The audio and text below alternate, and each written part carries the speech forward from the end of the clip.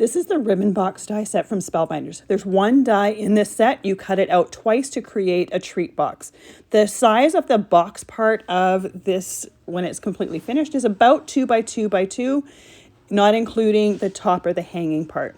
It's very easy to create. Like I said, just cut 2 of these out, glue those flaps together, and I like to use double-sided tape for this. It saves having to wait for anything to dry, and then fold the 2 sides in and glue that other flap. Then I like to glue the bottom part of the box together, and once again I find double-sided tape makes this easiest. I like to use, here I'm using a wax seal, just something to press down that seal or that flap just to make sure that it's got some good contact to it.